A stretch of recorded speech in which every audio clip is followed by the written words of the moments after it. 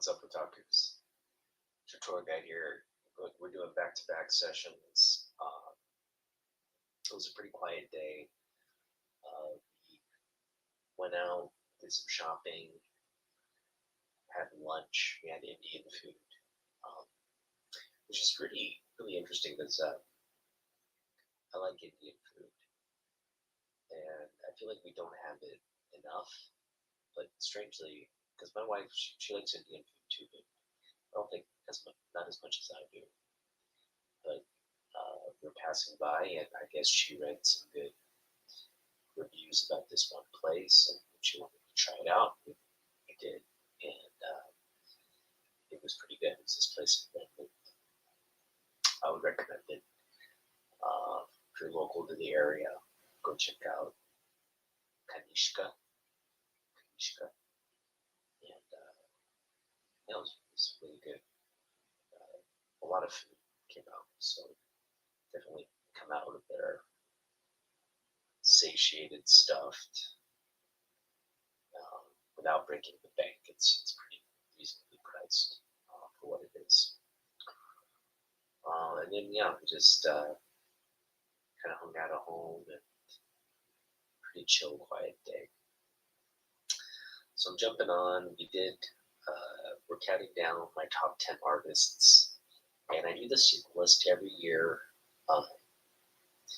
around the end of the year as we're counting down toward the new year. And these lists have kind of been different. Each year there's maybe some new artists or artists shift around. And for the most part, I feel like my top 10 artists have remained pretty consistent. Their positioning might have changed. Maybe one or two artists might have come on or off the list. But this year, it's quite different. And yeah, but partly because I made the conscious decision to do my top 10 artists based off their work on Superman. So I wanted to ensure that if I'm going to do my top 10 artists, that they worked on the title Superman. It doesn't have to be like an exhaustive run on Superman, because it's a really short list of people that have worked on Superman consistently or with any kind of body of work, right? And yesterday, like I was mentioning, George Perez, very illustrious career at DC, but not a lot of Superman Action Comics work. You can count Superman related works if you count some of his other like inter DC crossover type stuff, and of course his work on the Justice League. But again, not a whole lot there to work with in terms of Superman. On the other hand, artists like Alex Ross, kind of a large body of work based off like Superman and like Justice League, but also not really a consistent long run on action or Superman. Where that changes is like my 9 and 10 artist, Ross Andrew, big cover run on action and Superman. The same goes for Jose Luis Garcia Lopez. They did a pretty good run of cover art from the late to early 80s. So there's quite a body of work there as well to draw from. But today's artist is almost synonymous with the title of Superman. In fact, not just Superman. This artist was very active on everything related to Superman. So we're talking about Superman Family, we're talking about Adventure Comics, we're talking about Superboy, we're talking about World's Finest, we're talking about Superman Action Comics, Jimmy Olsen's, you know, pal, like Superman's pal Jimmy Olsen. So you're talking about the entire gamut of Superman titles this artist has worked on, not only cover work, but interior, just from almost every artistic angle he's touched these books. And so I would say from like the mid 50s through probably the Copper Age, Curt Swan has steadily worked on Superman books. And that's quite an achievement. You're talking about, close to a 30, 40-year span of working on primarily one character, or one character's story arc, right? I don't know if there's an artist you can equate with that kind of range in terms of just longevity on a title, on a character. And so, obviously, without saying his name, most of you will know I'm referring to. I already mentioned Curt Swan, right? Curt Swan is, again, synonymous with the title. So this is going to be a fun, it kind of was challenging to just kind of,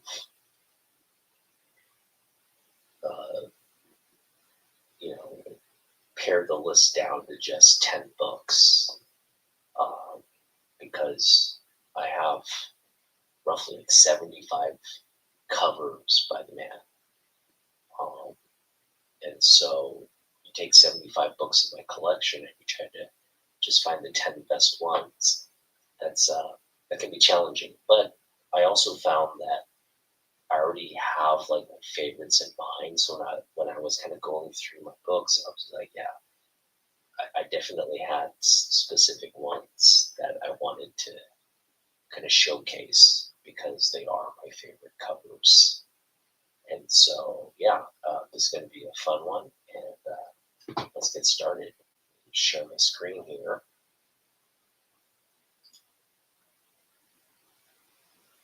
Here we go.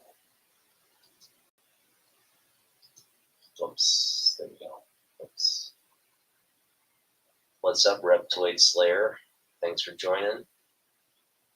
So, starting us off at number 10 is a new recent edition. I got this recently, a couple weeks ago, at maybe a week ago at Great City Comic Con. And it's a book I've been wanting to add, and we got a pretty nice copy, it's solid readers, mid-grade. It's got some issues in the back, but the cover itself is pretty solid. I'm just going to show the back first just to give you an idea of the condition. Yeah, probably low grade. You got some chippings in here. Pretty dirty. Spine has a lot of wear on it. Again, just a lot of grime, dirt on there. Could benefit from the cleaning, which we'll do at some point. But yeah, we got Superman 221 here. And I love this cover. It's the Super Fatso cover. And, without going into the specific reasons why I love this cover, it's just kind of apparent, just the quality of artwork here. What's up, Mike? How you doing, man? Happy Thanksgiving. Awesome. Yeah, your friend Steven knows what's up.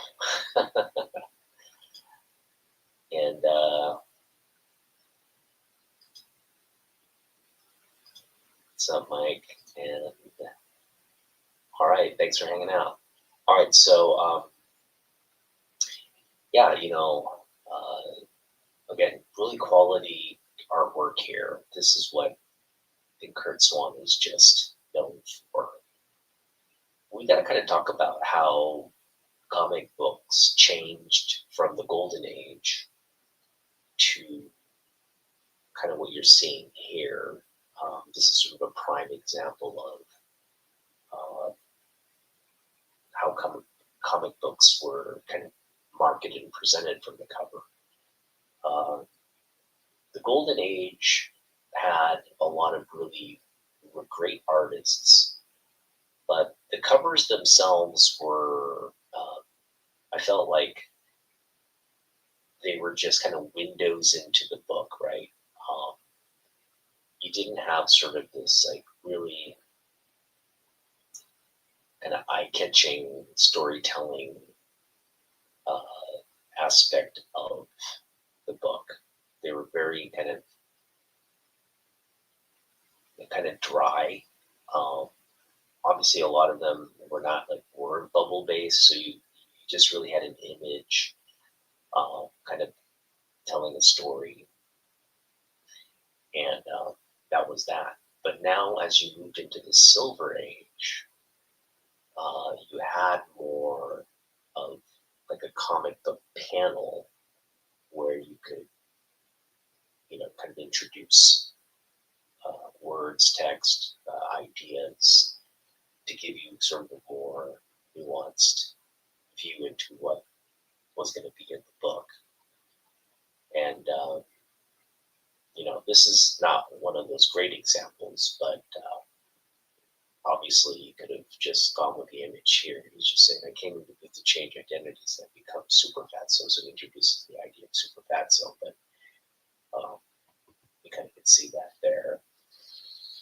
But there are other examples where you have like, again, multiple panels or multiple like word bubbles, people having interaction or dialogue type thing. And that really comes to the fore in the Silver Age, not so much the Golden Age. So that's one big transition. The other is, of course, the comics code. So, the Golden Age, you saw a lot of comics, kind of, a lot of the art was really explicit, in terms of like violence, in terms of kind of not for meant for kids type content. And so, that got called out during the infamous Senate hearings on how comics are kind of corrupting the youth. And then again, they put this code in place and start essentially kind of censoring books from being overly graphic. And, that was something, I guess, kind of was required because even though it's a form of freedom of speech, you also can't just have kids looking at, images and things that are going to kind of traumatize them and cause a lot of maybe, not to say that that would cause psychological damage, but that's the fear, right? So that's the other sort of major transition, right? It went from being these like kind of overly adult-oriented pulp animated pulp magazines to now comic books were now being geared mainly for kids. And so that's another big transition. So you went from sort of these like dark, kind of demented type images. Not to say every image was like that, but kind of overly sexualized, overly violent type images to more sort of kind of PG-13 type, or actually more PG like content on the covers. So number 10 starting us off again, Cement 221, just a great piece right there by the legend Curt Swan. And continuing on here, this is our number 9 book. This is a great example, right, of sort of that more playful, again, kind of a dialogue going on here. You have the explanation, sort of just like what you can see as like maybe a panel in the book as well, but painting a lot of context as to what this story is about, right? You know, it's going to be like the sons of Superman and Batman. You have some conflict there between the two sons and the two fathers having to manage that whole situation. It's a pretty self-explanatory cover. Plus, you know, you're getting like the Green Arrow story, right? So this is just the kind of like, I think, just very kind of representative work in the Silver Age of how comic books were finding its audience, as well as kind of successfully marketing to kids, as well as just creating its own unique medium, in the sense that this was the only kind of format where you could see this kind of artwork, the kind of panel, sequential art storytelling, as well as developing these like cues, right? Thought bubbles, word bubbles, and the sort. This was at the kind of the peak of where comic books were, I think, at their most magical. Not to say, you know, modern comic books don't provide that, but I feel like comic books, from when they first came out as like comic strips to books, this is kind of where you saw a lot of the sort of creative imagination just taking full but hold, and really doing it at a high level. Now, that's not to say a lot of these stories were great. A lot of these stories were just kind of like, you know, they were, a lot of them were just kind of ridiculous, and you know, but that's what made them fun. They again, they weren't taking themselves seriously. Just a lot of kind of fun, uh, things built around the magical, the sensational. Um, just a lot of sort of storytelling, but done in a manner to kind of maybe teach lessons, or kind of build out this world and these characters, and what principles and things they stood on. So it was a pretty good.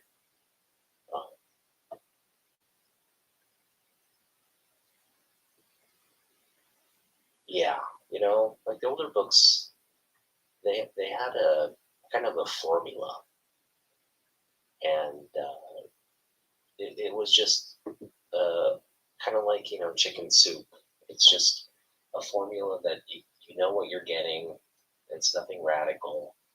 You're gonna get just this fun, playful story. You're gonna get really, you know, again, Curt Swan art. Like, he's just a master at being able to tell the story through.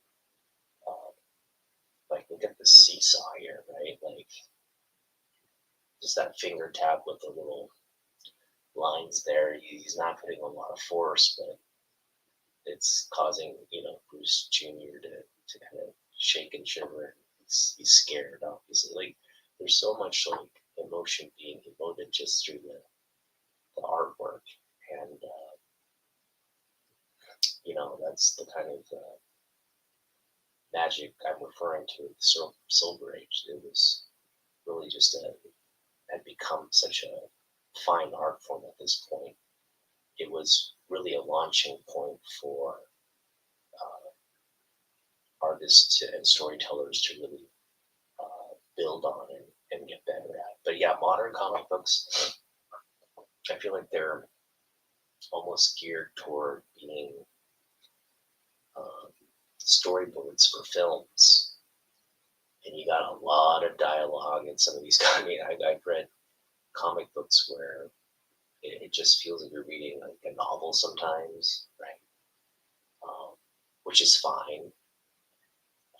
But you know, if I wanted to read a novel, I'd pick up a novel and read it. And that's a great medium too. You don't have the visual backup, but you have the prose that's supporting uh, your imagination and the story forming in your mind, the characters and all that. But that's a very different thing than kind of having artwork guide the story. So, and that's what I appreciate about, again, comic books. It's still there. I think I'm reading a lot of the modern DC stuff these days, and I'm just, in terms of the page itself, how they render the colors and kind of images that you see in the modern comic books, that is an innovation in and of itself. So appreciate that. But yeah, there's a little bit of a cinematic kind of effect that comic books have taken on. They've sort of lost just the slow form of, you know, not taking themselves too seriously. It just seems like the story has graduated to a point where like a book like this would just never be that popular, you know, like Archie comics and things like that. Those are just like time capsules of what comic books were. You would never be able to kind of sell that kind of narrative here in the modern age. So um, I don't know if that's necessarily a good or bad thing, but I feel like this is where comic books still hold their magic in terms of not only the super world universe that we're so accustomed to, but also just the entertaining nature of a book. All right, well, we count down. We go counting down hits here. We got Superman 167. Another great cover here. This is sort of a timely one, top of mind for me because of all the excitement around the Brainiac announcement. So that second film, I'm just really excited about it. The first film was really kind of, not that it exceeded my expectations, because my expectations for the Superman film, I just wanted it to be a good movie, right? And that's what it was. It was a good movie. And although there are certain things, problems I had with it, I think they're going to become resolved in the second film. And why I'm convinced of that is they go so far to say like, oh, this message is not doctored. They literally push that point. You know, like, oh, this is their original message that Kal-El's father and mother, I think this is Jor-El and Laura, they had very ill intentions in terms of sending their son to Earth. They wanted their son to conquer Earth, make Earthlings their slaves, and just kind of rule with all the power you have. You're going to rule. And of course, you know, the more I think about it, why is Gunn being so intentional with emphasizing that, hey, the message that Lex deciphered again with human technological means. Obviously, cryptocurrency technology is way more advanced, but you know, with the human means that we have, especially using computers to analyze the validity of something, uh, that just seemed like, okay, yeah, this is not the real message, but they were pushing that narrative that was kind of accepted as like, oh, you know, Superman's parents are kind of these devious people. I think it will come out that no, this was altered by this dude right here. not my young. Go watch his video. He has a very good theory on a whole explanation. But I'm convinced, yeah, like the fact that they were trying to sell us that this is an authentic message, this was their true intentions, like that's, I think, going to get flipped on its head in the second movie, and we're going to learn the truth of, Kal-El's parents' true intentions. So Kal-El's going to get, kind of ends the first one with like, oh, I don't have to necessarily accept the fact that my biological parents were horrible people. The fact that I was raised by my adopted parents and I love that message. He's got his adoptive family and doesn't have to necessarily accept his the legacy of his biological parents because he wasn't ever raised by them. But at the same time, I think kind of closing that loop on the mystery around what his parents' true intentions are. When we do learn what they are, it's going to help the character Superman just better understand who he is, where he comes from, and accepting this Kryptonian heritage as well. So, really excited to see that. And yeah, what better than this? Get the artwork here, the test tube here, the smoking chemical, the gun there with this. I mean, look how elaborate that piece of science fiction that is. But it's a shrinking ray. No, he's got this superpower serum, right? Take away superpowers. Really just incredible work there. They miniaturized Superman, put him in like essentially a bird cage. It's just incredible stuff here. So I'm just gonna let you enjoy again this period of when covers were just at the top of the game, really, in terms of the layout, the one image story. Covers these days are just like art pieces, kind of again harkening back to like the golden age. I think we're kind of returned to just like let's keep it wordless and an image where the image is telling the story. Now I'm all for bringing the word bubbles back, making comics like this again, for sure.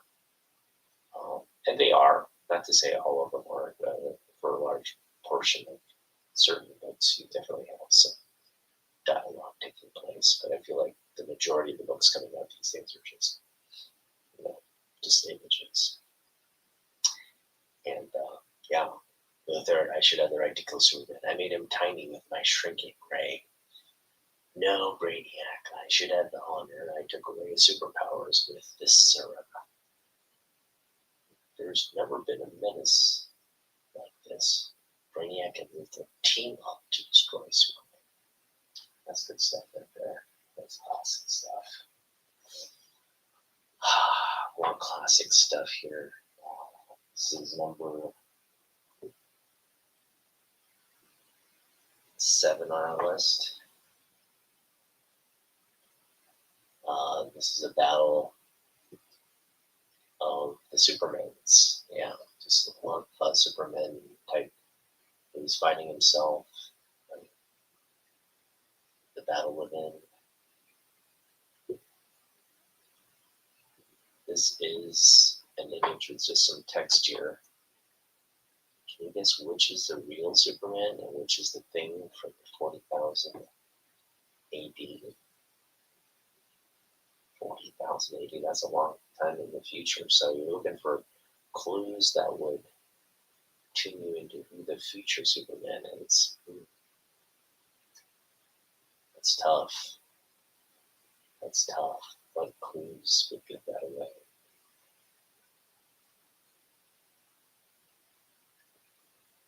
I'm not seeing anything. Not seeing anything. All right. Moving on to number 6. And this is just, again, a favorite image of mine. You got the playful nature of the cover again. Really just hilarious, right? It's like they don't have their powers. Superman's running out of breath, just pumping up a flat tire here. It's like a bicycle pump, right? It's just it's funny, and we got great. Look at this great art here of Batgirl and Supergirl. Man, just everything, like just the artistry of Curt Swan coming out on this cover here. Absolutely breathtaking cover artwork here, and one of our favorites in the collection. Really love this piece. It's so good, just so good. You gotta remember, Curt Swan. Supergirl is the product of Curt Swan. Curt Swan introduced her, and it was Curt Swan's art that really built the character, right? So we can thank Father Swan as the sort of the brainchild, the person that brought her story to light, and literally brought her persona, her design to life in the books as well. So his masterful work there. That's his, you know, if there's one thing we can thank him for, it's Supergirl. So here's another, just one of my favorite books, number 5. And 5 is, girl who was mightier than Superman. Girl who bested. For the first time in my life, I've been beaten by a girl. Just love the fact that these ladies here are in like these skimpy like mini skirts, like with the Hawaiian theme, kind of like, on this like tropical island of just, hot, scantily clad women. It's just, again, fun, kind of just nonsensical stuff going on here, which is, again, the fact that Curt Swan is just the arbiter of an entire generation of books for Superman, captured the imagination of an entire generation that really kept propelling the character, right, and these books, for them to eventually get to Richard Donner and Warner Brothers' desk to make the movie, and eventually the success of that, carrying on the legacy through all the subsequent movies, all the subsequent TV series, and now here we are, 80 years, almost 90 years on, and we're celebrating another Superman movie that I think best capture the tone of the comics, of the character itself. Other than the original movie, I don't know if there's ever been a Superman. Smallville did so as well, but Smallville was like a TV serial. It had time to kind of build everything out, but to capture the essence of Superman, his backstory and everything in a film, that's challenging. But I think Gunn was able to successfully do it, and it's just great to see audiences who were, I should say, people who probably could care less about Superman prior to the movie, caring about the character now. So that's just what's been really heartening to see. And it's kind of why I'm like excited to see Superman back on top, right? He's back on top where he deserves to be. All right, this one, this could be my number 1. Curt Swan book. Um, because I mean, we have this panel here, this word bubble here, um, just to give us context that Superman's turned into King Kong because he's exposed to red kryptonite. So we can get that whole aspect of the story. But the image itself, which I'm glad, it's just you have this like word bubble here, but it doesn't really detract from what we're seeing. And what we're seeing is just incredible, incredible piece of comic artwork right here. We got planes, you have the Empire State Building, you got the backdrop of New York City, the Hudson River. It's just an incredible piece. And yeah, and then of course the detailing here with Lois to show the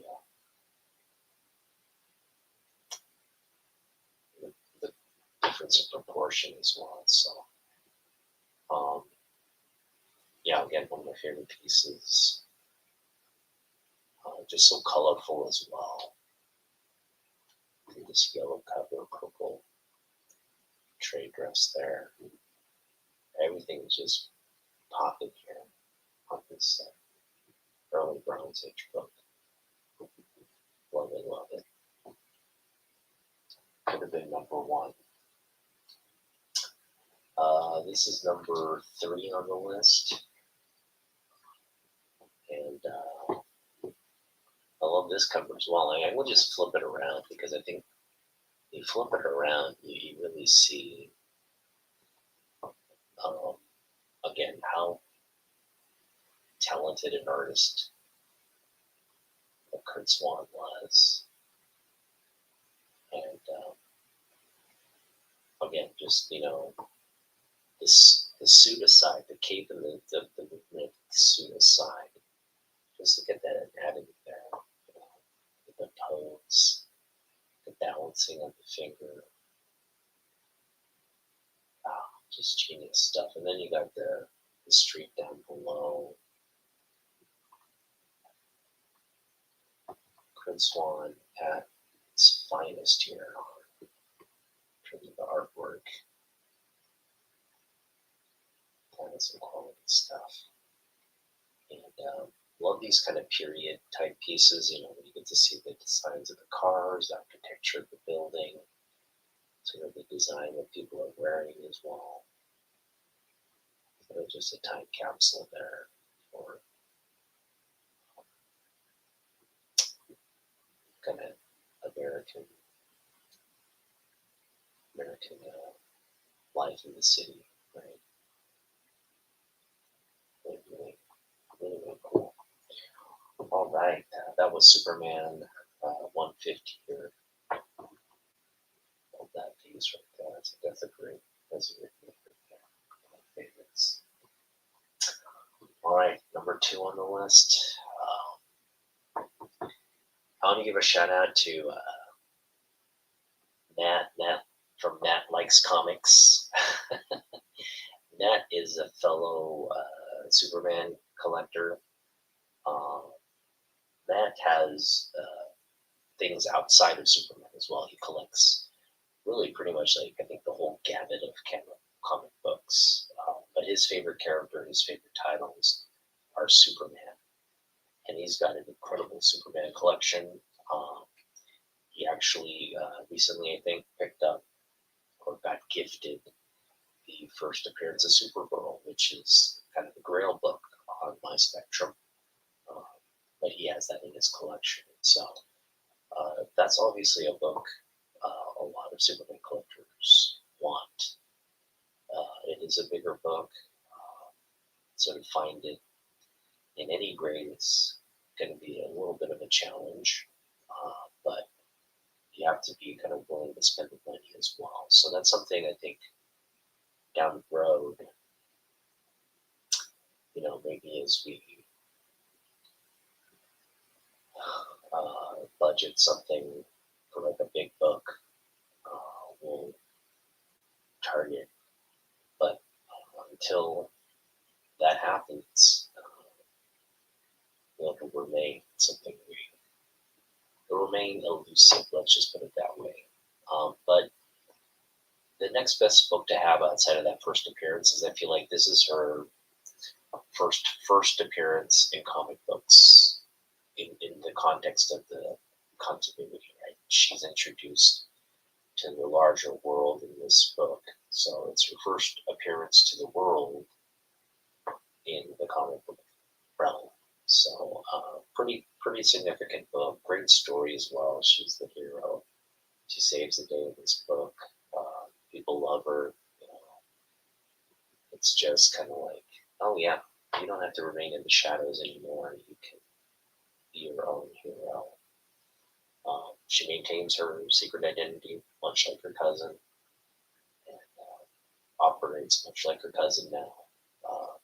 And people, again, they're throwing a parade for her. Look at this beautiful background. I mean, you go to a lot of downtowns, sort of the older downtowns, and you still have this feel to the downtown, right? Sort of the older buildings, even the main streets, get this exact same vibe there. I love how it captures that. You got even the people on the street waving flags, just they're holding balloons over here. Somebody's got like a big, big stack of balloons, or a bouquet of balloons, I guess you'd say, with the confetti raining down. That's just look at that. Curtis, looks like a Curtism. Curt, oh, get it? Curt dash Swan. Curt Swan. There you go. Curt inserting himself into the book there. So that's just, as I say, goodness right there. Glad I had that book in the collection. All right, and my number one favorite Curt Swan piece in the collection, which I don't pull out often because it's a slab. I just kind of keep it in the backdrop there. We have Action 309. And I got this graded when I first just kind of got into the channel again. And it came back, 8.0, creamed off my pages. Really happy with this grade, given that it's an older book. But yeah, it is just beautiful to look at. And this is a key book. This is a story about JFK and sort of the untimely nature of the publishing of the book, because it comes out the week he's assassinated. And it just was just the most inappropriate. Well, in hindsight, it's you can look at it as a celebration of the president, but again, just the country is mourning, just kind of a sad reminder of the loss. So inappropriate in that sense, but look at, that's one thing. Like, Curt Swan knew this was going to be a special story with the president doing the honors for bailing him out in terms of protecting his secret identity. And this was an issue where everybody kind of comes and they're celebrating Superman. All his friends and family are there, and you get that. They're all here. All my friends are here to congratulate me. But there's a mystery here, mystery masquerader, right? It's just, it sets everything up so beautifully. And again, just a fantastic story. The Superman's super spectacular, right? The Superman family, all the family members are there. You got the Legion, you got the Merlady, you got all his best friends there. Supergirl, his cousin, Perry White, and Lois. Just Lana's there. I gotta love Lana. Lana's definitely a big part of Superman's life. So just love this image. So and again, look at how sharp and crisp everybody looking in their suits and costumes. Just absolutely all the shadows and everything there. That just an incredible piece right there. And there you go. That's my top 10 Curt Swan Superman related books in the collection. So hope that was fun for you. That was fun for me. And we're kind of down to number one. So I'm going to be back with my number 5 artist in the next one. Now, Curt Swan is a new addition to the list. And that's kind of what I came to terms with. I've had these lists, and Curt Swan is somebody I collected mainly because of Superman, but also an artist I just highly respected and highly liked. But I never took the time to put him on the list, mainly because he's just kind of one of those, like, he's just so good, he's just so great. There's nothing compelling in terms of what I've read or anything. He's just in the background as one of these like legendary artists, right, from the previous ages. Not somebody I actively read as a kid. So most of my lists were artists they've touched me in some way, like during my collecting era. And but then I realized, hey, even though I didn't really read a lot of Curt Swan books as a kid, now as an adult collector, I've realized, no, I mean, we're just objectively looking at artists and their talent and what their legacy is. There should be a bunch more artists that I should be kind of like focusing on that I haven't. But this was the first year, again, Summer Superman, and really floored, and I picked up on so many great Curt Swan books this summer. It really forced me to re-examine the list, and I was just like, you know what? I'm going to go with nothing but Superman artists this year, because there's so many. I mean, the 2 people that didn't make my list that probably should be on here, as well as like Bob Oxner, as well as I'm talking about. I always forget his name. Anyway, it'll come to me later. But you got like a whole slew of Superman artists that could have made this list and should be on the list. You also have just a slew of artists out there, talented enough to be on any list, right? When you're talking about, but for me individually, and which is what makes these lists fun, they're individual lists. I just felt like, yeah, Curt Swan could no longer be overlooked and neglected. We have to put him on. In fact, I think moving forward, Curt Swan at number 6 seems kind of ridiculous. Probably should higher on the list, so we may see kind of a rearrangement there as well. But that's how I feel. So my apologies for keeping him off the list for so long. But man, I couldn't do it any longer. I couldn't really justify looking at pieces like this and putting other artists ahead of really sort of the father of modern comic books. I mean, I should say the grandfather of comic books who ushered in the success of subsequent eras. He's just Curt Swan is just a giant. He's a giant. So it could no longer justify not having him on the list. So there you go. back with artist number 5 in the next one. But again, Mike, Reptoid, thanks for hanging out. And all my other peeps who are going to watch this on the rewind, thanks for watching. We'll see you in the next one. Peace out.